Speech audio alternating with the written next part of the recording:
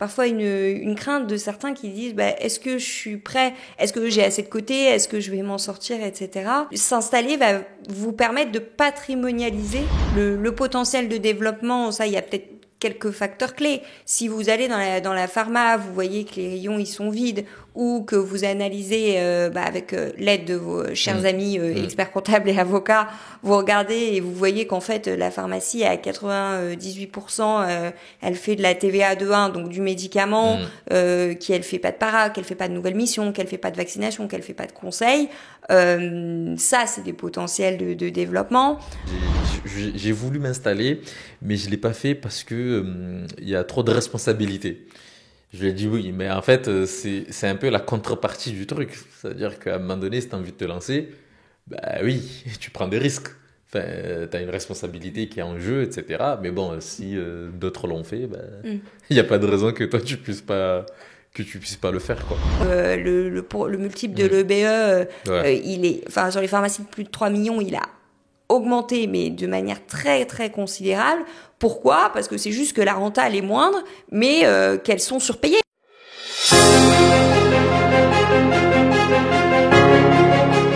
Bonjour à tous, bienvenue dans cet épisode du podcast Finance et Santé. Aujourd'hui, on va parler d'installation sur tout le volet juridique et surtout aborder un sujet essentiel pour l'installation des jeunes pharmaciens ou pharmaciennes, c'est-à-dire l'installation avec ou sans gros apports, et vous dire que c'est possible, vous donner un peu des pistes pour pouvoir vous installer correctement. Donc aujourd'hui, j'ai l'honneur de recevoir Maître Emma Favre-Rochex, j'espère que je l'ai bien dit. Oui. Donc Emma, est-ce que tu peux te présenter ? Bonjour Abba, merci pour l'invitation. Donc moi je suis avocate, je suis installée à Lyon. Okay. J'ai prêté serment en 2020 après une formation de droit des affaires. Okay. J'ai été collaboratrice dans un cabinet pendant quelques années qui avait beaucoup de clientèle de pharmaciens puisque ils avaient historiquement repris la clientèle d'une consoeur dont c'était 80% ou 90% de l'activité. Donc okay. J'ai été formée aux particularités de ces dossiers. En parallèle de ma collaboration, j'ai développé mon activité libérale puisque j'avais l'idée et l'envie, en tout cas c'est pour ça que j'ai choisi ce métier, de pouvoir être chef d'entreprise et puis choisir mes clients et mes projets. Et je me suis installée il y a un an, la semaine dernière. Vu, ouais. Voilà. j'ai vu ton post de... Voilà, d'anniversaire d'installation, oui. Si l'on peut dire. Voilà, et donc... Donc, t'as quoi comme parcours ? Parcours classique, master, j'ai fait... CRPA j'ai fait une tout licence... à Lyon. Oui, j'ai tout fait à Lyon. J'ai fait une licence en droit privé. Master 1, Master 2 qu'on appelle DJCE. Bon, c'est un peu technique, mais on va dire dans les parcours juridiques, c'est un peu un des parcours clés très connus parce qu'en fait, il y en a un petit peu partout en France. Parcours de droit des affaires générales donc et puis après dans mon exercice professionnel je me suis plutôt orientée en droit des sociétés et en transmission d'entreprise et aujourd'hui c'est mon activité, on va dire, droit des sociétés et c'est ce que j'avais noté, oui, avocate en droit des sociétés et transmission d'entreprise. Donc j'ai vu aussi, parce que j'ai fouillé un peu ton compte LinkedIn, donc tu accompagnes essentiellement les professionnels de santé et plus particulièrement les officines, enfin les pharmaciens qui s'installent ou qui vendent, enfin voilà. Alors aujourd'hui, l'idée de l'épisode, donc on avait échangé un peu en off. Déjà, comment je t'ai connu? Donc moi, je t'ai vu sur LinkedIn avec tes posts très très bonne qualité.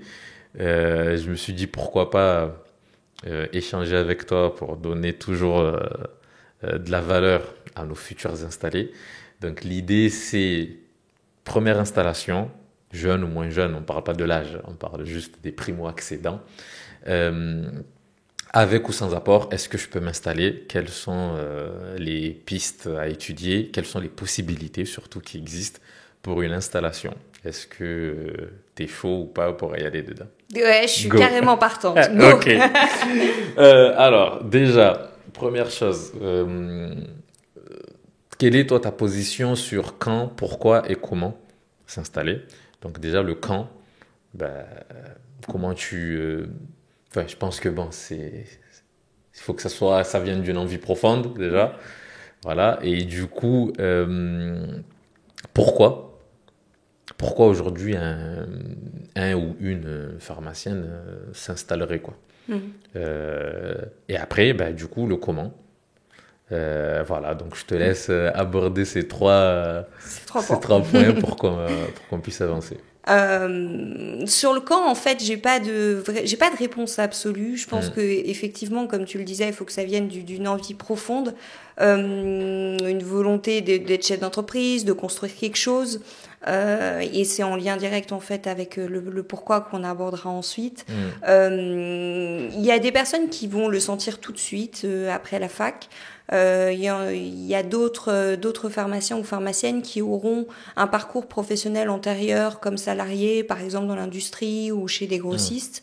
Il y en a encore d'autres qui préféreront acquérir quelques années d'expérience dans de différentes officines.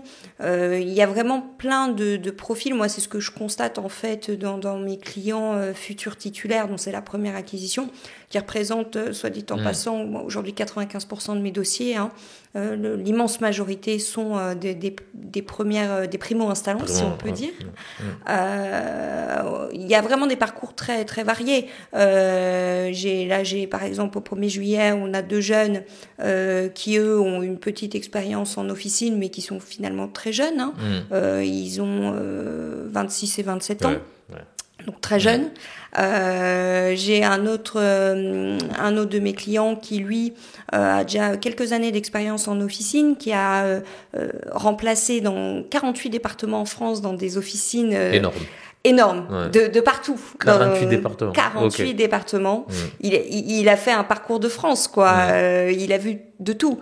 Il a vu de la pharmacie de Centre-Co, il a vu de la seule au village en rural, il a vu de la pharmacie de Bourg, vraiment une grande Et là, il s'est dit, je vais y aller. Il a cette envie d'entreprendre. Voilà, il y en a d'autres il y a un autre pour qui on a travaillé sur son installation l'année dernière. Il est rentré dans sa pharma au 15 novembre.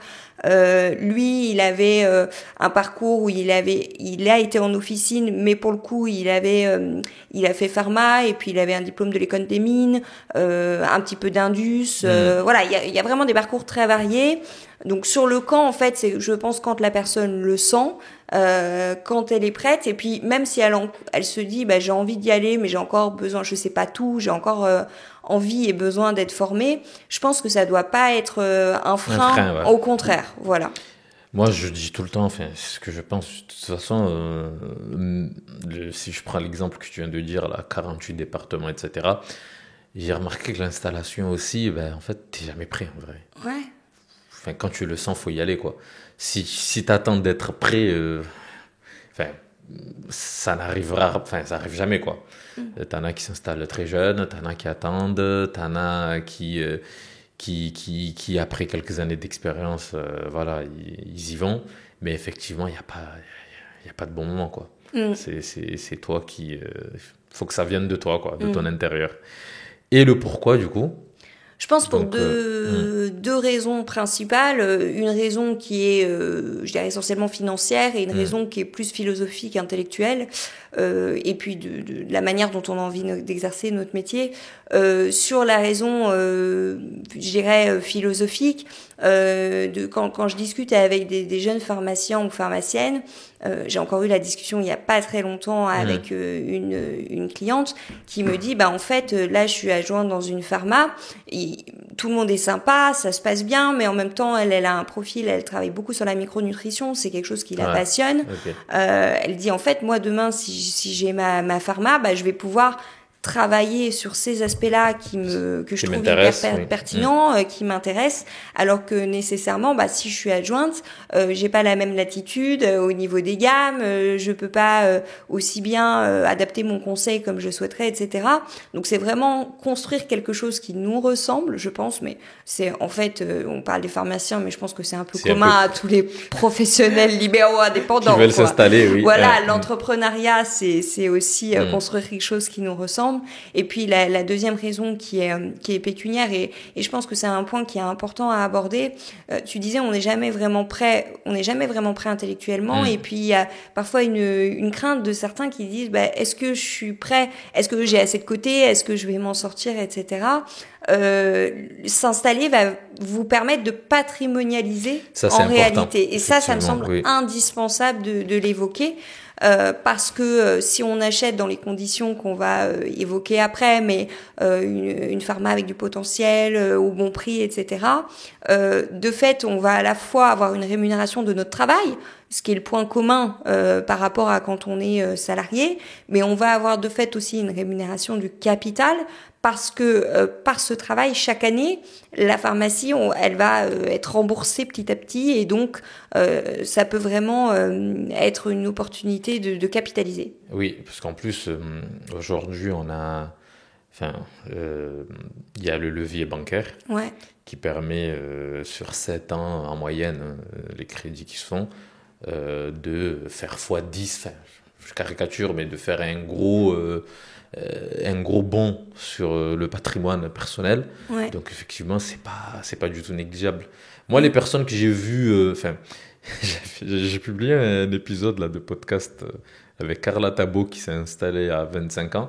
J'avais eu un commentaire, c'était sur Instagram, je sais plus, une jeune pharmacienne qui avait mis, moi j'ai voulu m'installer, mais je l'ai pas fait parce que il y a trop de responsabilités. Je lui ai dit oui, mais en fait, c'est un peu la contrepartie du truc. C'est-à-dire qu'à un moment donné, si tu as envie de te lancer, oui, tu prends des risques.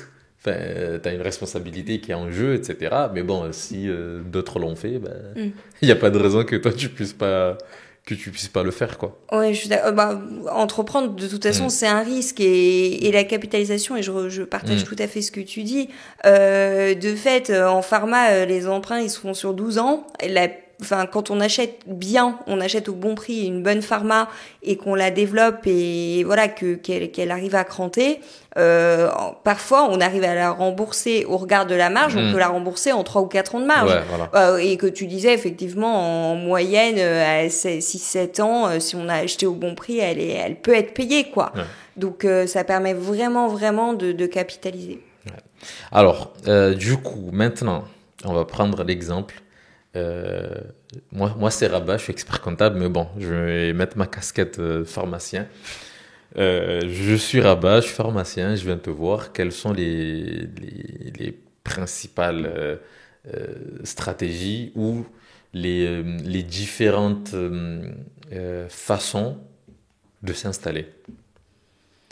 Je pense qu'effectivement, il y a plusieurs façons de s'installer. En réalité, moi je distingue deux choses. Disons que si tu viens me voir et que tu me dis, en fait, même si c'est ma première installation, l'aspect pécuniaire c'est pas un sujet. Enfin, entre guillemets, j'ai un gros apport, soit parce que j'ai exercé une activité professionnelle pendant plusieurs années, j'ai bénéficié d'une donation, d'une succession, je peux compter sur la famille, j'ai un prêt familial. En réalité, t'as l'embarras du choix. Ça veut pas dire qu'il faut faire n'importe quoi, parce que même si tu as l'argent, je pense qu'il y a quand même un enjeu d'acheter quelque chose, d'acheter quelque chose de bien et de bien l'acheter. Il faut pas la surpayer, même si la problématique financière n'en est pas une. Ouais, effectivement. Voilà. Bon, après, là, quelque part, ça, c'est la solution facile. C'est les dossiers où nous, de notre côté, et toi, de ton côté, casquette expert comptable, ça roule tout seul, en fait. Il y a pas de sujet. Là où il y a de l'enjeu, et c'est là où c'est, je pense, pour nous, c'est des dossiers hyper challengeants. C'est les gens dont c'est la première acquisition et qui ont pas beaucoup d'apports, ou sur le papier sont pas dans la situation de celui qui arrive et qui a déjà 1 million d'apports, quoi. Donc et là c'est chouette, et je pense qu'il y a deux stratégies principales qui peuvent se valoir dans différents projets. C'est soit s'orienter vers une officine, on va dire, de petite taille.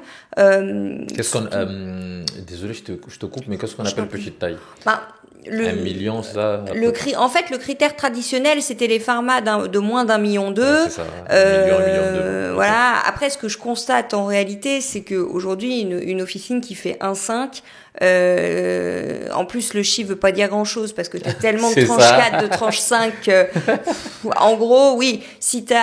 En fait, je pense qu'une pharma à moins d'1,5 million aujourd'hui, je parle évidemment hors tranche 5 sur lequel c'est beaucoup plus compliqué d'avoir de la marge. Enfin, c'est des produits à zéro marge. Y a pas de marge. Voilà, c'est des produits à zéro marge. Si t'es sur quelque chose qui est à 1,5 hors produit tranche 5, t'es à moins d'1,5, t'es sur une petite officine parce que ça veut dire, si on raisonne en termes de nombre de pharmaciens, à 1,5, bah t'as un titulaire. Un titulaire. Voilà, et éventuellement. Je crois que c'est à 1,3. Ouais, où voilà. Tu bascules un peu, où tu dois avoir un deuxième. C'est ça, où tu peux, après, 1,5, tu peux avoir éventuellement un adjoint temps partiel, mais, tu vois, selon la renta et selon comment t'achètes, je pense que en dessous d'1,5, aujourd'hui, on peut dire que c'est des petites officines, et au-dessus, bah, c'est des officines de taille un petit peu plus importante, en sachant qu'à partir de 2 millions, bon là, à partir de 2 millions, on peut envisager d'avoir 2 diplômes, voilà. C'est ce que je dirais. Donc la première stratégie, effectivement, c'est s'orienter, je pense, vers une officine qui est de taille modeste. Alors, ça peut être pour plein de raisons. Ça peut être soit parce qu'elle est sous-exploitée, par exemple que c'est un départ en retraite, qu'il n'y a pas, que c'est encore une pharmacie dite de médicaments, où il n'y a pas du tout tout le reste qui a été développé, pas de nouvelles missions, pas de para, pas de micronut, enfin tous ces éléments-là qui peuvent permettre de faire une pharmacie qui pourrait être redynamisée, quoi. Exactement. Okay. Voilà. Ça peut être aussi une officine qui a une vraie patientèle, clientèle, notamment les officines qui sont seules au village en zone rurale. Ça, c'est incroyable en fait, hein, en zone rurale, et pas forcément non plus à des heures et des heures de voiture. Mais moi, si je compare par exemple par rapport à ma ville, à 1 heure et demie de Lyon, oui. On a des officines qui sont en zone rurale, qui sont seules au village, des parents en retraite, où il y a vraiment une patientèle, une clientèle qui est sur place.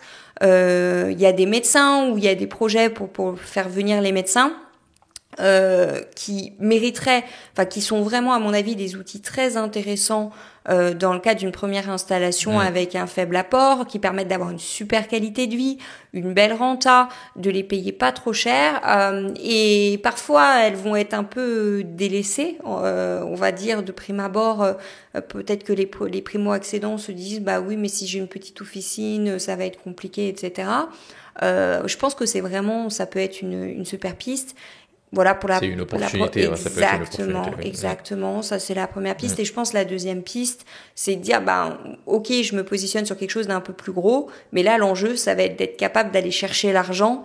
Et puis, voilà, on peut aussi discuter des différentes manières d'aller chercher l'argent et lesquelles sont plus ou moins avantageuses pour le futur titulaire, quoi. Exactement. Alors, du coup, moi, sur ces points-là, je suis complètement d'accord parce que effectivement, la petite officine, on peut, je grossis un peu le trait, mais on peut peut-être facilement la financer.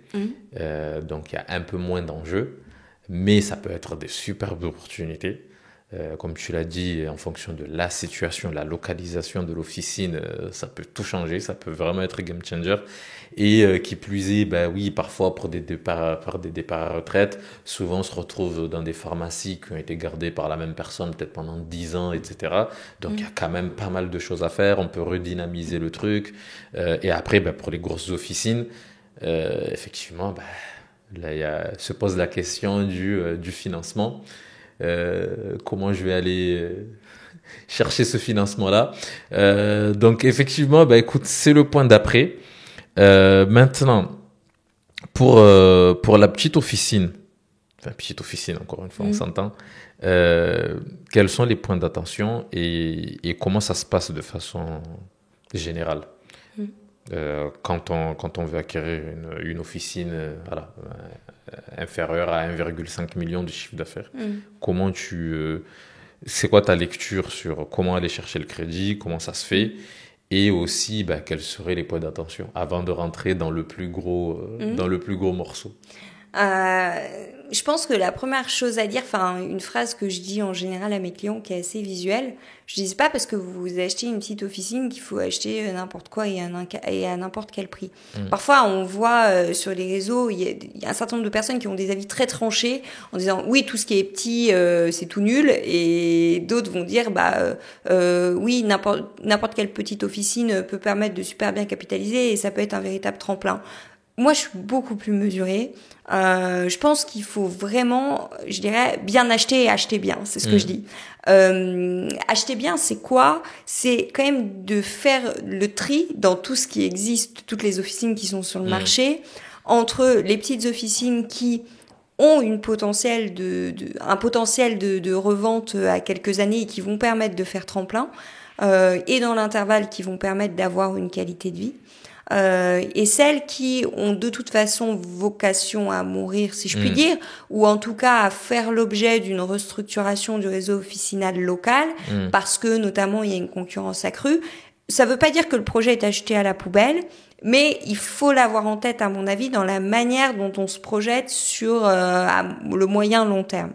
Ok, donc analyser le potentiel de développement, c'est ça? Le potentiel de développement et l'avenir prévisible, même si, on n'a pas de boule de cristal, mais le potentiel de développement, ça, il y a peut-être quelques facteurs clés. Si vous allez dans la pharma, vous voyez que les rayons, ils sont vides, ou que vous analysez avec l'aide de vos chers amis experts comptables et avocats, vous regardez et vous voyez qu'en fait la pharmacie à 98%, elle fait de la TVA 2.1, donc du médicament, qu'elle fait pas de para, qu'elle fait pas de nouvelles missions, qu'elle fait pas de vaccination, qu'elle fait pas de conseils.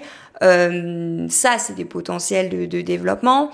Hyper important aussi, regarder l'environnement médical, parce que c'est indispensable. C'est une des premières choses à voir. Oui, parce que faut pas oublier qu'en fait c'est une profession qui ne peut pas tourner seule. C'est une profession où c'est des prescriptions, c'est voilà. Donc si tu te retrouves à un endroit et que après il y a le paramètre, est-ce que je suis seul dans un rayon de je ne sais combien de kilomètres, mais si je me retrouve à un endroit et que j'ai pas de prescripteur à côté, la question aussi elle se pose, donc voilà, bien vérifier l'environnement effectivement. Oui, et il y a effectivement le nombre de prescripteurs, leur âge, leur localisation, mais parfois et de plus en plus il y a des projets où le pharmacien acquéreur il peut se poser la question, et je pense qu'on peut vraiment être nous moteurs de ça, en tout cas le primo accédant et nous comme conseil, en disant est-ce que il n'y a pas un projet qui peut être porté avec la commune pour la création d'une maison de santé ou l'installation de praticiens médecins. Enfin, c'est vraiment je pense quelque chose qui peut être hyper intéressant. Et du coup, effectivement, si je rebondis sur ton point, aller se renseigner aussi à l'endroit carrément. où tu t'installes, parce que tu peux avoir les infos sur est-ce que il y a un projet d'installation dans un avenir proche, est-ce que la personne, un centre qui est installé, est-ce qu'il n'y a pas des départs à la retraite c'est prévus, ça, il n'y a pas un départ prévu, voilà, donc aller se renseigner surtout sur ce qui va potentiellement se passer dans la zone où on compte s'installer, quoi. Ouais, ça c'est hyper important. Donc oui, comme je disais, acheter bien, bien regarder l'environnement médical, les perspectives de développement, comment est composé le chiffre, est-ce que c'est vraiment une clientèle patientèle de passage, ou est-ce que c'est une clientèle patientèle fidèle, ce qui est souvent le cas en zone rurale, hein. C'est vraiment, on va dire que je suis vraiment bloquée là-dessus, mais c'est pas le cas. Mais par contre, c'est vraiment un élément qui, moi, est hyper important. Ce que je constate, c'est que en ruralité, le maintien de la pharmacie dans le village, à la fois c'est un enjeu de santé publique et c'est un enjeu d'économie locale aussi, hein. Parce que si t'as plus de pharma, demain t'as plus de boulangerie, tu perds tous les services de proximité. Et pourquoi c'est un enjeu de santé publique? Parce que potentiellement il y a une population vieillissante, il y a un besoin, en tout cas il y a un besoin local. Donc ça c'est le premier point. Et puis après il y a bien acheter. Il faut pas acheter à n'importe quel prix. C'est pas parce que ça semble être un petit prix entre guillemets qu'il faut pas faire toutes les diligences nécessaires pour acheter au bon prix. Exactement. Ouais. Et ce qu'on constate, c'est que je trouve, en tout cas dans beaucoup de dossiers, il est plus facile d'acheter de petites officines au bon prix, c'est-à-dire au regard de la réalité économique telle qu'elle est, que peut-être des officines de taille un peu importante. Et puis les stats nationales disent pas l'inverse, hein, parce que en fait là, quand on voit les dernières stats Interfimo, que le multiple de l'EBE, il est, enfin sur les pharmacies de plus de 3 millions, il a augmenté, mais de manière très très considérable. Pourquoi ? Parce que c'est juste que la renta elle est moindre, mais qu'elles sont surpayées en fait. Donc exactement. Si c'est surpayé, bah ça veut dire quoi ? Ça veut dire qu'il faut plus d'apports, qu'il y a plus de risques, etc. Et l'avantage peut-être des petites officines, c'est que généralement, même si parfois ça met du temps côté cédant pour que ce soit intégré, etc. On arrive à acheter la pharmacie à un bon prix. Et moi j'ai eu connaissance par des prospects ou des clients qui ont étudié un certain nombre de dossiers de pharmacie où en fait qui faisait 1,2 million, dont les prix de vente étaient à entre 150 et 300. Avec une marge, si ta marge elle est de l'ordre de 150, bah en fait en 3 ou 4 ans la pharmacie elle est payée quoi. Ouais, à périmètre constant. Oui. À périmètre constant. En sachant qu'en général elles sont un peu dans leur jus, enfin il y a des besoins de développement.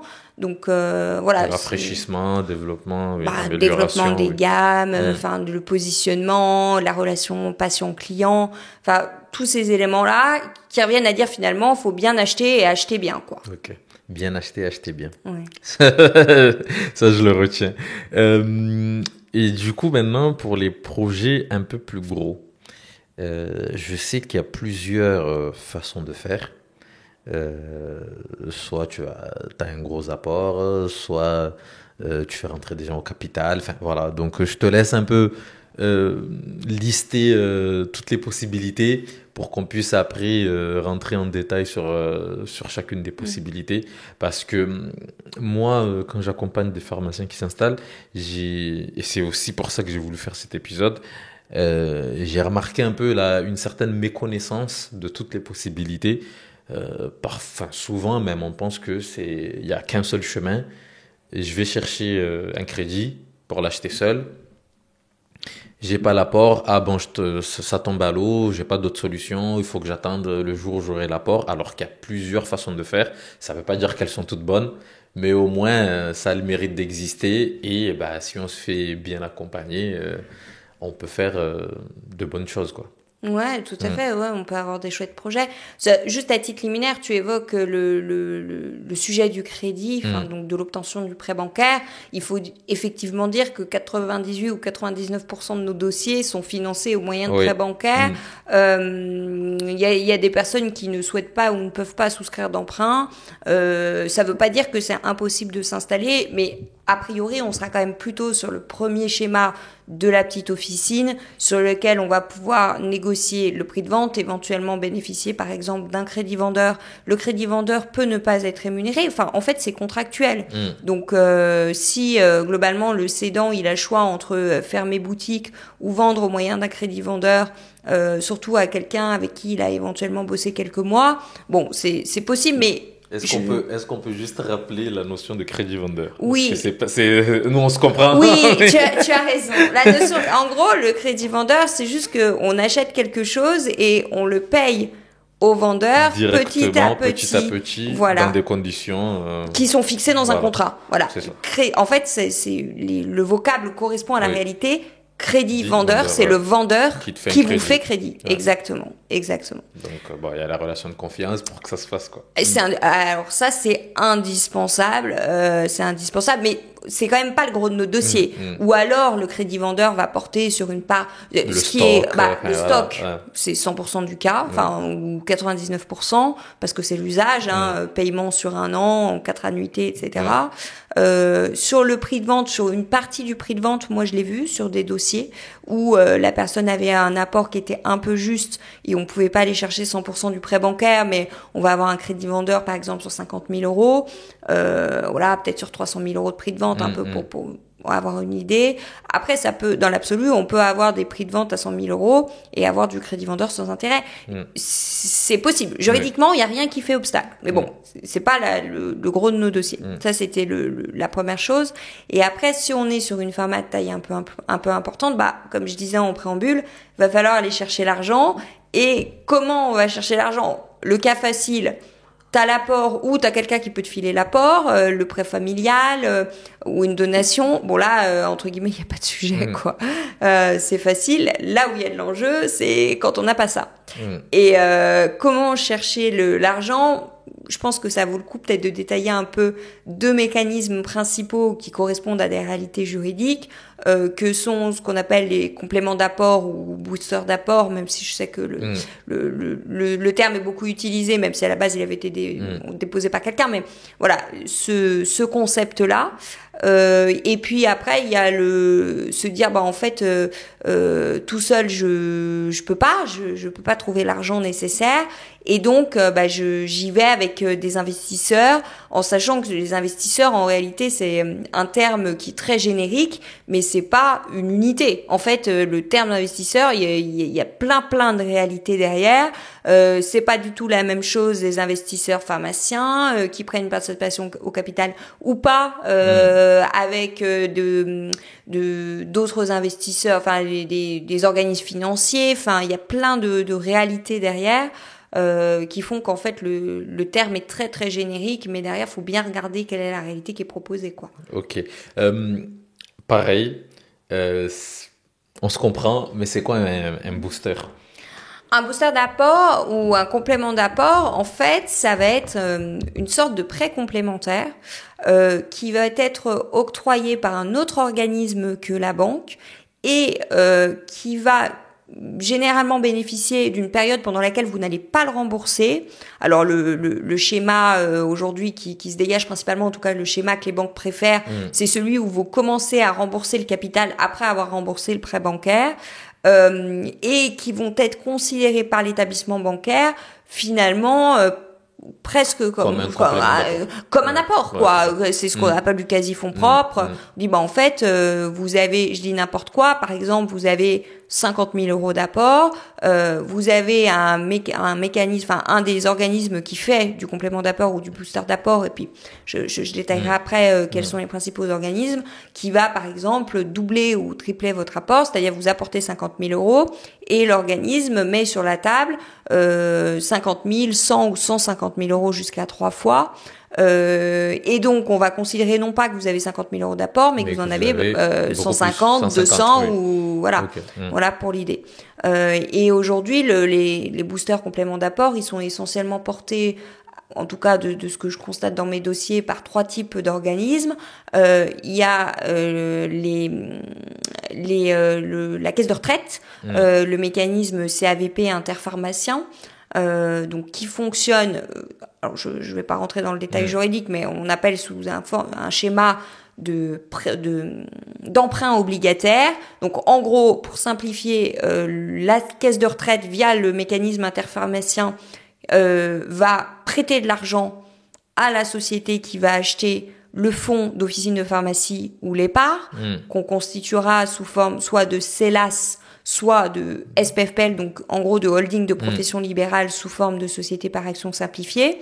Donc le mécanisme, c'est un prêt, et pendant 12 ans, vous ne payez que les intérêts de ce fameux prêt, et vous remboursez le capital en années 13, 14 et 15. Une fois que vous avez remboursé le prêt bancaire. Après le crédit. Voilà. Ça, c'est un des mécanismes qui est quand même assez souvent sollicité. Selon les périodes, il est un peu victime de son succès aussi, mais sur des projets de première installation, que ce soit en urbain ou en rural, mais c'est vrai qu'en rural aussi, ils sont assez présents parce qu'il y a des enjeux de santé publique, comme je l'expliquais. Ça peut être bien. Il y a plus des priorités, quoi, pour ces zones-là où... Je sais pas si c'est vraiment une priorité, mais en tout cas sur l'éligibilité du dossier, je pense qu'il en est tenu compte, et puis en opportunité.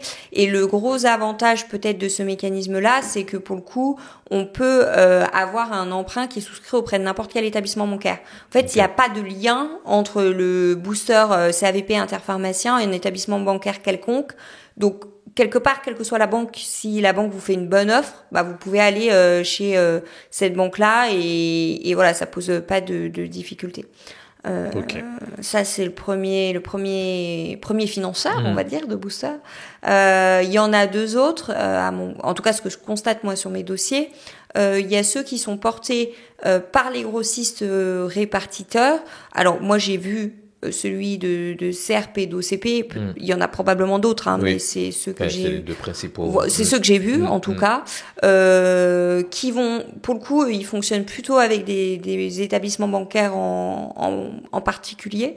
Bon, les modalités de fonctionnement, je vais pas rentrer dans le détail parce qu'en plus ça diffère selon le grossiste, mais l'idée de toute façon c'est aussi un fonctionnement obligataire, hein, donc c'est un prêt qui est fait à la structure. L'éligibilité peut être un peu différente de celle d'interpharmacien et vous pouvez ne pas être éligible à CAVP interpharmacien et l'être au booster d'OCP ou de SERP. Voilà. Okay.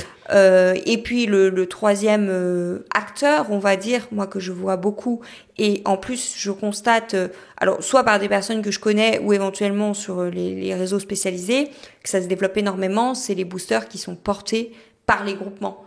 Les groupements, on pourrait en parler des heures aussi. Tu pourrais faire des podcasts entiers sur les groupements, mais en fait aujourd'hui pour avoir une certaine rentabilité, avoir une gestion des achats, une rationalisation, pouvoir bénéficier de conseils, de la force du groupe, c'est vrai que les groupements sont quand même quelque chose de plutôt enfin, en tout cas, mon point de vue, c'est un peu un des acteurs essentiels du marché officinal de demain.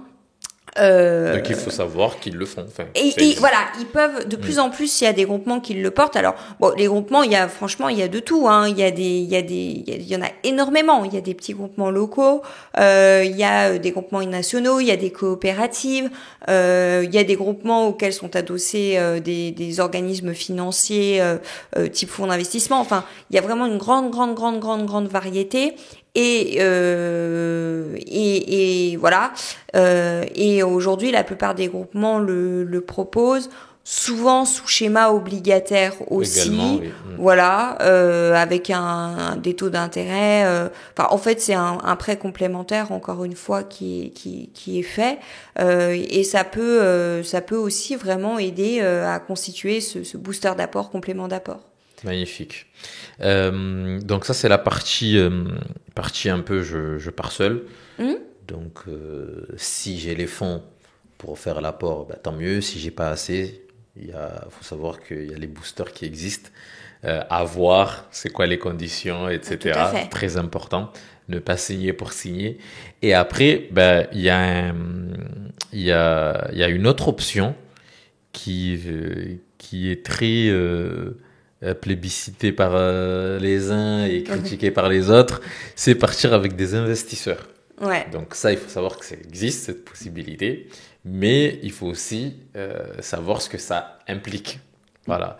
Donc, comment ça marche? Quels sont les points d'attention? Déjà, c'est quoi le mécanisme? Ça veut dire quoi? Si demain, j'ai envie de m'installer, j'ai pas assez de fonds, j'ai pas envie d'aller seul, on me propose, il y a des investisseurs qui me proposent de rentrer dans la danse. Comment ça marche juridiquement, et du coup comment se couvrir et qu'est-ce que ça implique? Ouais. En fait, il y a pas de réponse unique parce que quand on dit le terme, et c'est ce que je disais à titre liminaire, en fait, on parle d'investisseur, mais en réalité, il y a de multiples réalités derrière. Il y a l'investisseur qui est l'investisseur pharmacien. Il y a l'investisseur qui va être groupement, si je peux dire, groupement de pharmaciens. Même dans les pharmaciens, il y a ceux qui vont prendre une participation au capital. Il y a ceux qui ne vont pas prendre de participation au capital, mais vont fonctionner aussi avec un mécanisme d'obligation, donc des prêts. Et puis, il y a les investisseurs, entre guillemets, purs et durs, les financiers. Même quand on parle des financiers, il y a diverses réalités. Parce que il y a ce qu'on appelle dans le langage courant, on va dire les fonds de pension qui ont des objectifs de rentabilité, mais que entre guillemets la question c'est pas de savoir est-ce que c'est bien, est-ce que c'est mal. Ils ont le cahier des charges, ils ont un objectif de rentabilité dont ils doivent rendre compte à leurs investisseurs, à eux-mêmes. Bon, dont acte. Il y a les investisseurs qui sont des financiers, mais qui vont, et on commence à le voir. Je sais qu'en région lyonnaise, par exemple, il y a un mécanisme qui commence à être mis en place. C'est finalement une sorte de, c'est pas tout à fait, enfin ça ressemble un peu à un fonds d'investissement indépendant, mais qui va fonctionner un peu comme le booster d'apport CAVP interpharmacien. Donc il y a de multiples réalités. Et donc la grosse difficulté, je pense, pour le pharmacien titulaire, le futur titulaire en tout cas, l'enjeu c'est de comprendre. Et ça, vraiment, enfin moi c'est un de mes chevaux de bataille, c'est de dire en fait c'est des choses qui sont très techniques que vous allez aborder. Il y a un enjeu qui est hyper important pour vous, pour votre exercice futur, pour la possibilité pour vous de sortir du projet si ça fonctionne pas, pour la manière dont vous allez être libre ou non d'exercer votre profession, de développer vos gammes, de faire évoluer vos rémunérations en fonction de la rentabilité, enfin tous ces aspects-là. Et ce que je constate, et là vraiment, enfin moi je publie énormément sur le sujet, mais je le dis chaque fois que j'en ai l'occasion, et je pense que là j'ai la chance d'avoir une bonne écoute. Franchement, faites-vous accompagner le plus tôt possible.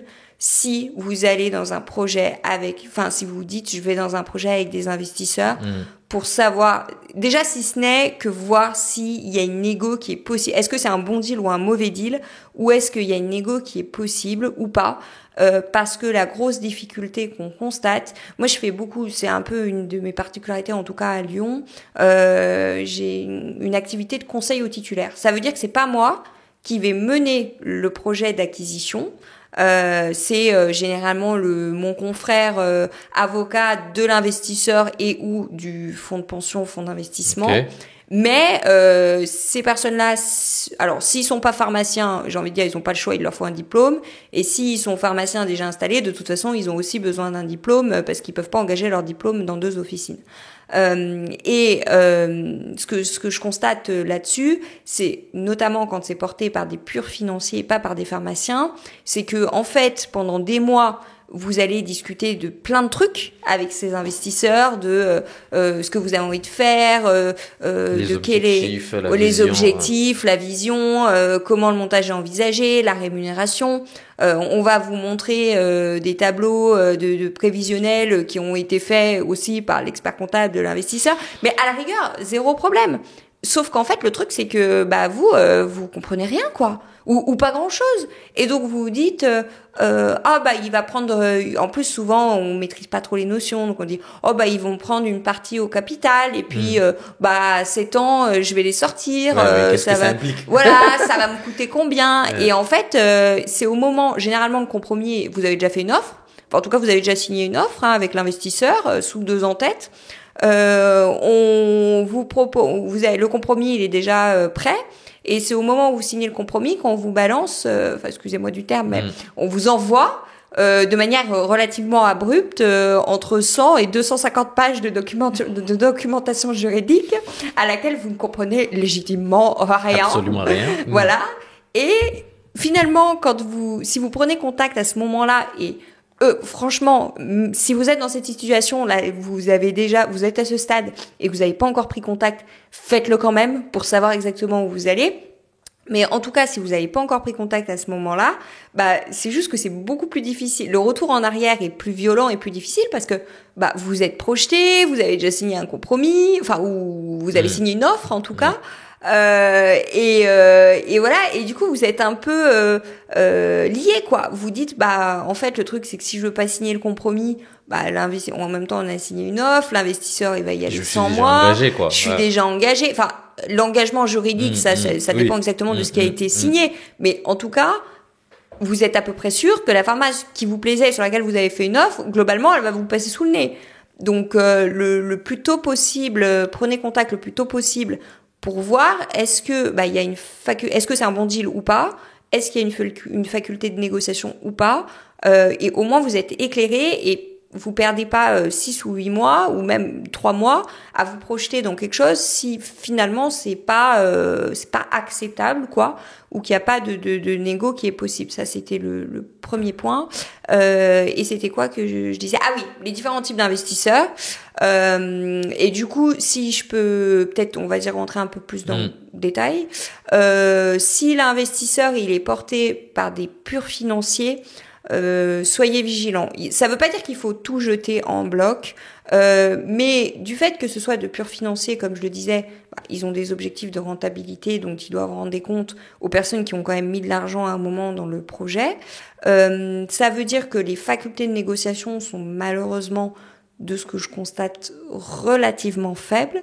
Le prévisionnel, il est fait souvent avec une rémunération du titulaire qui est fixe pendant toute la durée, qui est généralement, il faut dire, relativement faible au regard du potentiel et de toute l'implication que le titulaire va avoir. Je peux donner des chiffres. Globalement, souvent les rémunérations, elles sont capées entre 3 et 5 000. 3-4 000 souvent. La négo, il n'est pas prévu dans les pactes adjoints. C'est pas des pactes d'associés parce qu'ils sont pas associés au capital, mais bon, quel que soit le terme qu'on emploie, en tout cas, c'est prévu dans les documents que vous allez signer et que vous allez vous engager à respecter, que votre rémunération, elle est fixe. Elle bougera pas. Elle est fixe et vous avez, en fait, il y a pas de possibilité de renégocier. Il y a même pas de clause. Comme vous pouvez le négocier, par exemple, quand vos investisseurs, c'est des pharmaciens au capital. Parfois, on met des clauses sur l'indexation par rapport à la rentabilité, à l'excédent brut d'exploitation. En gros, la capacité de la pharmacie à générer de l'argent. Ou on peut... Mais dans ce cas-là, en fait... souvent, la marge de négo... tu fais une bonne année ou machin, tu restes sur la même... ouais, souvent, tu restes sur la même REM. T'as pas de rémunération de capital parce que généralement l'organisme financier lui-même va appréhender une quote-part du résultat. Et la cote, surtout à la sortie, parce que pour le coup les financiers à un moment ils récupèrent leur billet, c'est normal. Voilà. À la sortie, ça peut coûter très très très très cher parce qu'en fait il y a des certes ils n'ont pas de quote-part du capital. Mais avec les mécanismes juridiques qui sont mis en place, que ce soit... Alors, je vais donner les mots-clés. C'est pas pour expliquer comment fonctionne chacun des trucs, parce que... Enfin, j'ai pas envie de rentrer dans cette technique, puis c'est pas l'objectif, mais au moins, si vous entendez ces mots-clés, il y a les petites antennes du warning qui peuvent sortir. Ça va être ce qu'on appelle des obligations convertibles en actions. En actions, oui. Ou des bons de souscription d'actions. C'est des mécanismes, voilà, BSA, exactement. C'est des mécanismes où, en fait, vous n'avez pas l'investisseur, le financier n'a pas de participation au capital. Par contre, quand il sort, il l'appréhende soit par la rémunération du BSA, soit par ce qu'on appelle des primes de non-conversion, une partie très importante de la valeur de l'officine. Et quand vous cumulez tout, contrat de prestation de service entre la pharma et la structure investisseuse, la quote-part de résultats, parfois la distribution de dividendes, la rémunération des obligations, faut pas oublier. Puis en général, il y a un autre mot-clé, attention, qui s'appelle intérêt capitalisé. Là, ça veut dire que vous payez de l'intérêt sur l'intérêt. C'est philosophiquement c'est quand même un délire. Voilà, ça veut dire qu'en fait à la base on vous a prêté 300 000 euros, mais en réalité rien qu'en intérêt ça vous coûte 300 000 euros. Oui. Voilà. Bon, je simplifie parce que ça dépend éventuellement des taux, mais enfin disons qu'en fait vous allez avoir un intérêt, un premier intérêt par exemple à 3%, mais sur les intérêts de 3%, il va y avoir des intérêts composés de 6% par exemple. Enfin, voilà, vous allez vous retrouver avec des sommes colossales. Et alors le dernier mot clé qu'il a, et c'est un peu généralement le mot de la mort, c'est la prime de non-conversion. La prime de non-conversion, en fait, les investisseurs, demain, en gros, l'obligation convertible en action, ça dit, aujourd'hui, on vous fait un prêt, mais une durée qui est prévue, demain, ce prêt, il peut se transformer en quote-part de votre pharmacie, en participation au capital, en part ou en action. Sauf qu'en fait, en l'état de la réglementation, l'investisseur, il peut pas devenir associé de la pharmacie. Et pourquoi on met quand même des obligations convertibles en actions? C'est pour aller chercher cette fameuse prime de non-conversion dont on sait qu'en réalité, elle va être exercée. Et parce qu'il peut pas être associé. Il peut pas être associé. Et ça représente des montants qui sont parfois énormes. Enfin, en fait, généralement, c'est plus de 50% de la valeur de l'officine. Ah ouais. Et voilà, et la dernière fois, j'ai étudié un dossier, mais entre guillemets, moi, j'avais pas d'opinion particulière à la base, mais quand on cumulait tout, la documentation juridique qui était proposée à mon client, à la fin, ok, au bout de 12 ans, il avait capitalisé à hauteur d'1 million. Par contre, ça lui avait coûté 3,5 millions. Donc, si ça lui a coûté 3,5 millions, je parle pas du prêt bancaire, ça lui a coûté 3,5 millions. Tout cumulé sur, en réalité, enfin, quand on mettait tout, les intérêts composés, les prestations de services, la prime de non-conversion, etc. Et de fait, ça veut dire qu'au bout de 12 ans, certes, il avait 1 million théorique, sauf qu'en attendant, pour pouvoir payer la prime de non-conversion qui était due au terme du contrat à l'investisseur, il fallait qu'il reparte presque sur 12 ans de réendettement. Pour payer. Pour payer, ouais. Et voilà, mais encore une fois, j'ai pas d'a priori. La question, c'est pas de savoir est-ce que c'est bien, est-ce que c'est mal. La question, c'est de savoir est-ce qu'on est prêt à accepter et de comprendre, en fait. Et de comprendre, ouais. De comprendre, exactement. Parce que c'est ce qui va te permettre, en fait, de prendre la décision en conséquent. On n'est pas là pour dire ça c'est bien, ça c'est pas bien. Mais le plus important, c'est que tu te dises, ok, aujourd'hui, je me lance dans ça, mais j'ai toutes les informations. Ce qui peut bien se passer, ce qui peut mal se passer. Donc, faut vraiment faites-vous accompagner parce que moi, ça me fait rire ce que tu me dis là, que oui, tu reçois 200 pages, tu comprends un mot sur deux. Sur ça, ouais. En fait, c'est pareil parce que nous, en tant que professionnels du droit et du chiffre, c'est exactement pareil. Moi, je vais chez le médecin, il me donne une ordonnance. Oui, je vais voir mon pharmacien, ok, tu prends ça, attention, ok, go. Voilà, là c'est pareil, comme vous. Donc faites-vous accompagner sur ces trucs-là parce que c'est très important. Et du coup, pour terminer sur ce point-là, quels sont les points peut-être à rajouter ou à vérifier soit dans les clauses le pacte d'associé ou dans les statuts, quels sont les différents points à vraiment cadrer pour avoir pour se rassurer de son côté que tout va bien, quoi. Du coup, c'est plutôt quand on a, si tu dis statut EPAC, c'est plutôt quand on a des pharmaciens investisseurs. C'est ça. Ok, quand on a des pharmaciens investisseurs, effectivement, souvent le montage qui est le plus souvent retenu, même si quelquefois c'est de l'obligataire, notamment parce que on a un nombre maximum de détention par chacun des pharmaciens, mais assez souvent, effectivement, c'est des prises de participation au capital. Donc effectivement, on va parler de statut et de pacte d'associés. Je pense, je vais dire en vrac ce qui me vient en tête. Pour moi, il y a le premier point, c'est de regarder comment le montage est fait sur la notion de droit de vote et de droit à bénéfice. Je m'explique.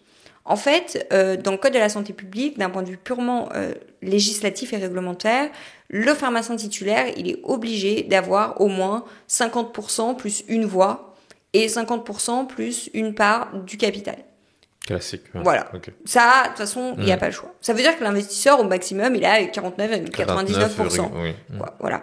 Mais par contre, il y a des mécanismes qui sont mis en œuvre, qui s'appellent des actions de préférence, qui vont dire, ok, les investisseurs, il a 49,99. Mais ces actions donnent droit à 60, 80, 90% des droits à bénéfice. Oui. Ça veut dire que même s'il a que 49,99, en réalité, il a plus de poids que ce que tu le penses. Il a plus de poids, en tout cas de poids financier. Oui. Et ça a un impact sur la capacité du titulaire à patrimonialiser. Parce que du coup, imaginons à la fin de l'année, toi, tu t'es payé 3 000 ou 4 000 euros, comme c'est généralement prévu au pacte, ou même 5 000 euros chaque mois. À la fin de l'année, tu as 100 000 euros de bénéfices. Si, imaginons, il est prévu une distribution de dividendes, mais après, c'est pareil, de toute façon, quand tu distribues pas de dividendes, ce que tu payes pas au cours de la vie de la société, en réalité, tu le payes à la sortie. Donc, voilà. Au final, ça revient au même. Si ton investisseur, il a par exemple 80% des droits à bénéfice, bah, ça veut dire que sur 100 000 euros, toi, tu vas appréhender 20 000 euros de valeur et lui, il va appréhender 80 000 euros de valeur. Et l'argument, parfois il y a certains investisseurs, mais encore une fois, je suis très mesurée parce que je sais que c'est pas le cas de tout le monde. Et il y a des gens il y a des pharmaciens qui installent d'autres pharmaciens qui sont absolument géniaux et que j'adore par ailleurs. Hein, donc je suis pas du tout. Avec qui ça se passe super bien. Avec qui ça se passe super bien. Avec qui c'est vraiment, les titulaires ils sont trop contents parce que c'est des jeunes. Ils vont sur des super projets, ils ont une entraide, ils se serrent les coudes. Ça existe aussi et Dieu merci. Vraiment heureusement. Qu'est-ce que je voulais dire? Ah oui, et donc du coup, il y a parfois un des arguments qui est invoqué par les pharmaciens investisseurs qui vont entrer au capital, de dire oui, entre guillemets, je te fournis un projet clé en main et en plus c'est moi qui mets tout l'argent. Oui. Ça, c'est pas forcément des bons arguments pour justifier 80 ou 90% des droits à bénéfice. Pourquoi? Parce que l'investissement, souvent, il n'est pas mis en capital. L'investissement de l'investisseur, pour une grosse partie, il va être mis en compte courant d'associé. Ouais. Et du coup, ça veut dire que la pharmacie, elle va de toute façon rembourser cet argent. Elle le doit. Elle le doit. Donc, et elle le devra avant d'avoir du bénéfice à distribuer. Parce que c'est une dette de la pharma. Donc, c'est pas forcément le bon argument. Et l'autre argument qui est invoqué, qui est de dire, je fais tout, donc j'ai le droit, j'ai tout fait, je te fournis un projet clé en main, donc j'ai le droit à 80, 90%, 95%. Pas forcément non plus un bon argument. Parce que certes, ok, c'est lui qui a fait le projet, il a identifié la bonne officine, souvent il a fait le dossier de transfert, il a fait tout un travail avec les agenceurs, il a conçu le truc. Ok, sauf qu'au jour où vous entrez dans la pharma, en fait, tout est encore à faire. Il a eu, pour transformer l'essai, si on peut dire, il faut que vous bossiez, que ce soit le titulaire qui bosse. En fait, on peut te donner une voiture clé en main, mais si t'as personne pour la conduire... Exactement. Vraiment, mais vraiment, je partage tout à fait. Le champ lexical de la voiture, je sais que c'est bien ton truc. C'est vrai, je l'avais sorti là avec les fonds de commerce et les titres. Ouais. Mais c'est vrai, tu as beau donner une voiture clé en main avec un moteur, je sais pas de quoi. De fou, s'il y a personne dedans pour tenir si t'as pas la bonne cap, personne pour la conduire, en fait, au final... Exactement, ça fonctionne pas. Et donc, tout ça pour dire que, voilà, ces deux arguments, je pense qu'ils sont entendables, mais ça doit pas vous amener à tout accepter non plus. Mais il y a des deals où on a des actions de préférence, où les titulaires ont, par exemple, ensemble droit à 40% des droits à bénéfice, les investisseurs 60%. Moi, je l'ai vu récemment dans des dossiers où je suis conseil titulaire. Honnêtement, c'est un bon deal. Ouais, ça passe. Ouais. Honnêtement, c'est un bon deal. Et du coup, s'il y a ça, je pense qu'il y a un élément aussi qui est important, c'est qu'il y ait, dans le pacte d'associés, il y a d'autres éléments à cadrer, notamment donc sur la rémunération du pharmacien titulaire, prévoir que ce soit pas une rémunération fixe, mais à minima qu'elle puisse faire l'objet d'une discussion chaque année en assemblée générale, on va dire de bonne foi entre les différents associés, parce que souvent, et je rebondis, c'est en lien avec la notion de statut, en réalité, en CELAS ou en SAS, on va mettre un peu les majorités qu'on souhaite dans les statuts, sauf pour un certain nombre de choses où c'est fixé par le code de la santé publique, comme par exemple l'agrément. Mais il y a plein de trucs sur lesquels c'est pas fixé par le code de la santé publique. Et donc, du coup, par exemple, la rémunération du pharmacien titulaire, souvent, et on le comprend, il n'y a pas de problème, l'investisseur, il va vouloir que la majorité nécessite son accord pour voter une évolution de la rémunération. Donc, et ça va être le cas pour un certain nombre de décisions importantes, pour la souscription d'un prêt, pour l'embauche de certains salariés, etc. Mais encore une fois, pourquoi pas? C'est pas parce qu'il y a ça que c'est mauvais. Au contraire, c'est même en général plutôt sain. Enfin, on va dire l'investisseur, c'est cohérent. C'est cohérent. Oui. Voilà, il met l'argent, normal. Il a le droit aussi de regard. Voilà, c'est ça. Ça me semble, c'est pas une mauvaise chose. Voilà, ça peut être vraiment bien, mais du coup, au moins que la rémunération, elle puisse faire l'objet d'une discussion annuelle. C'est aussi possible. Après, parfois, le risque, c'est un peu que ça devienne une usine à gaz. C'est de dire, quelque part, l'idée, c'est que la rémunération, il y a un fixe et il y a un variable qui correspond à X%, par exemple, de l'excédent brut d'exploitation. De l'EBE. Voilà, du coup, c'est, on va dire, la capacité de la pharma à générer de l'argent une fois qu'elle a tout payé ce qu'elle doit en courant, quoi. J'explique moins bien que les experts comptables, mais au moins, c'est visuel. Mais c'est ça, mais voilà. C'est ça. Voilà, du coup, sur la rémunération. Et il y a un autre élément, et ça, j'insiste dessus, c'est de prévoir la sortie de l'investisseur parce que un pharmacien investisseur, souvent, il a vocation à sortir. S'il a vocation à rester à tout jamais parce que c'était, on va dire, un enjeu pour lui de sécuriser une zone de chalandise, dans ce cas, à mon avis, il faut qu'il y ait une contrepartie. Par exemple, à terme, ce qu'on appelle des participations croisées. Ça veut dire que, ok, il a des billes dans votre pharma, mais que vous aussi, vous puissiez avoir des billes dans la sienne. Parce que du coup, c'est du gagnant-gagnant. Pour tout le monde. Pour tout le monde, exactement. Mais par contre, si il a juste fait un investissement en disant, bah voilà, c'est un projet que je trouve chouette et j'ai envie d'installer un jeune, j'ai envie de le former, j'ai envie de participer à ce développement et en même temps, je suis pas ennemi de mes intérêts, donc je veux faire un coût financier. Il faut, dans le pacte, cadrer la date de sortie, les modalités de valo, etc.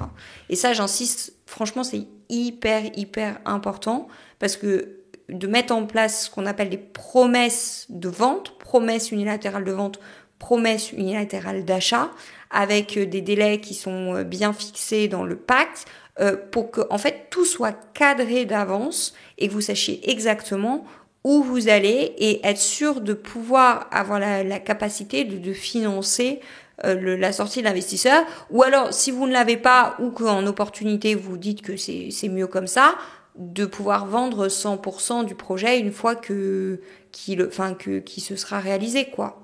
Voilà. C'est important parce qu'en fait, parfois, après c'est humain, hein. On prend ce qu'il y a et on pense pas à la sortie, au futur, quoi. Parce que des fois, tu as des surprises. Hein. Au moment de la sortie, il veut vendre ses parts, il veut se retirer, machin. Enfin, vendre ses parts, on se comprend. Ouais, en gros, il veut sortir, etc. Tu te rends compte qu'en fait, ce qui a marqué, c'est qu'en fait, ça sera ce calcul-là pour valoriser mes parts. Tu te rends compte, ah ouais, mais moi je suis pas d'accord, oui, mais non, en fait, je l'avais signé dès le départ, donc bon, même si c'est pas dans un an, etc., mais mieux vaut le couvrir dès le départ parce que les écrits restent et tu pourras pas, si on t'a donné une formule de calcul de valo, si tu as signé le truc, il y a la valorisation, puis il y a les dates de sortie aussi. Ça, c'est hyper important parce que du coup, il y a des investisseurs qui disent oui, de toute façon, à 7 ans, entre guillemets, moi je sors, je vais récupérer mes billes. Sauf que si t'as pas d'écrit, au bout de 7 ans, s'il a changé d'avis, il va je reste. Et franchement, il peut avoir tout intérêt à rester, parce que ça peut quand même, selon la renta de la pharmacie, il y en a, c'est vraiment. Selon l'évolution, il peut dire, mais parfois c'est des pépites. Good life, quoi. Mais exactement, mais parfois c'est des pépites. C'est des pharmas que tu vas acheter, je sais pas, entre 300 et 500 000 euros. Ok, que tu vas peut-être acheter 80-90% du chiffre parce que tu vas faire un transfert. Au bout de 4 ans, ta pharmacie, elle fait 3 millions, 3 millions 5. Du coup, l'investisseur, si t'as pas prévu dès le départ une clause de sortie, il peut se dire, chaque année, je vais capitaliser 500 000 euros de BE moins l'IS. Et je ressors dans 10 ans. Voilà, s'il a 60% des droits à bénéfice, ce qui encore est un bon deal, il peut avoir intérêt à rester. Donc, est-ce qu'il y a des sujets du coup j'imagine que oui, de clause d'inaliénabilité? Ouais, souvent. Ouais, la clause d'inaliénabilité, c'est déjà, c'est quoi à chaque... Désolé. Qu'est-ce que c'est? Ouais. Oui, tu as raison. En gros, c'est une période pendant laquelle personne n'a le droit de vendre ses parts ou ses actions à quelqu'un d'autre. Il y a 2 sujets principaux avec la clause d'inaliénabilité. Déjà, moi, je suis pas forcément, entre guillemets, je suis pas forcément pour qu'elle soit stipulée. Enfin, en fait, je comprends qu'elle soit stipulée quand je suis côté titulaire. Mais dans tous les cas, je comprends qu'elle soit stipulée en se disant, il faut quand même, entre guillemets, l'investisseur, il a pas fait tout ça pour que dans 1 an et demi, le titulaire, il décide de changer de vie parce qu'au bout d'1 an et demi, ça va être très, très, très, très compliqué d'aller retrouver en urgence un autre titulaire. Voilà, ça va être compliqué. Dans les mêmes conditions, même endroit, qui accepte la localisation. Ouais, exactement. Ça va être compliqué. Et donc, ils ont besoin d'une certaine période pendant laquelle le titulaire va rester pour que le projet sécurisé exactement, mais le projet de tout le monde en réalité. Du coup, je le comprends. En même temps, de fait, le pharmacien, c'est assez contre-productif d'empêcher les gens de partir quand ils ont envie de partir. Généralement, c'est pas très très très bon pour les boîtes. Voilà. Mais du coup, si le titulaire il veut partir, souvent il y aurait donc il a toujours la possibilité de démissionner de son mandat de gérant, président, directeur général. Il peut dire qu'il veut cesser son activité professionnelle au sein de la société en disant demain je suis plus pharmacien titulaire. Mais la difficulté, enfin en tout cas un des points d'attention sur lequel il faut être vigilant, quoi, c'est que souvent il y a écrit dans ce cas que dans le pacte d'associés, ça c'est considéré, et je vais dire un mot technique après je vais l'expliquer, comme un bad leaver. En gros, on part pour des raisons qui sont considérées comme mauvaises. Il y a les raisons qui sont considérées comme bonnes. Par exemple, je sais pas, on a une incapacité, un accident de travail, où on vend à 100%, et on a des raisons qui sont considérées comme mauvaises, qui sont par exemple la cessation de l'activité professionnelle au sein de la structure pendant la période d'inaliénabilité. Et donc, dans ce cas-là, il faut regarder parce qu'il y aura sans doute écrit que vous êtes obligé, enfin, le titulaire est obligé de vendre ses parts ou ses actions aux investisseurs ou à un tiers. À un tel montant. À un tel montant. Enfin, en fait, plus exactement, avec une décote. C'est ça. Donc, si la décote, on va dire qu'il y a des choses qui sont acceptables. Une décote, par exemple, de 20% par rapport au prix de marché. Pourquoi pas, mais parfois on vous dit vous partez on va dire à la valeur nominale, quoi, donc même pas vous récupérez votre rapport de base, donc ça c'est quand même vraiment embêtant. En fait, il faut sur cette notion-là, ce qu'il faut retenir, c'est qu'en fait en vrai il peut être prévu que si tu pars pour des bonnes raisons, ça peut être un truc en plus, une valorisation qui te serait de marché, quoi. Ouais, favorable ou de marché. Et à l'inverse, par contre, bad leaver, si on considère que, j'utilise des termes un peu, voilà, si on considère que tu as planté tout le monde et que tu te barres du jour au lendemain, voilà, pour faire simple, en fait, si tes parts valent X, tu as une décote, et des fois tu vois des décotes qui sont impressionnantes. Ah, mais parfois tu peux avoir des parts qui valent 100 000 euros et il y a écrit que c'est la valeur nominale, genre 10 000 euros. Ouais. Bon, après, c'est contestable, mais l'idée, c'est d'arriver quand même à un équilibre, et je pense qu'il faut arriver à cet équilibre dans le pacte. Et savoir surtout que c'est pas parce que tu pars comme ça du jour au lendemain que tu reprends ce que ça vaut. Voilà. Vraiment pas.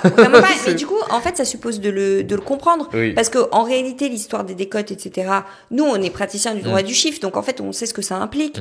Mais un pharmacien à qui on présente un pacte, franchement, je pense qu'il comprend pas tout. Non, surtout. Pas. Et du coup, je rejoins, mais en fait, je l'ai déjà dit en liminaire, mais on ne le redit jamais assez, je crois. C'est que l'avocat qui porte le projet, qui est l'avocat de l'investisseur ou l'avocat du financier, c'est pas votre avocat. C'est ça. C'est l'avocat de l'investisseur ou du financier. Mais c'est son mandat. Oui. Moi, je veux dire, d'un point de vue, c'est même pas intérêt, c'est que déontologiquement, il est mandaté par quelqu'un. Donc, c'est son job, en fait. Mais j'en veux pas aux confrères, hein. Enfin, au contraire, j'ai généralement de très bonnes relations. Enfin, oui, non, j'ai de très bonnes relations avec les confrères. Ils font leur travail. Mais zéro problème. Mais justement, comme vous savez que l'avocat, c'est l'avocat de l'investisseur ou du financier, mais faites-vous accompagner par votre propre avocat. Au moins, vous comprenez. Vous avez le même niveau d'information. Exactement. Et de compréhension. Et on parle entre professionnels du droit et on voit s'il y a une négo qui est possible, quel accord on peut trouver. Et au moins, vous savez si c'est un bon deal à 10, 20, 30, 80 ou 100%, quoi. Ouais.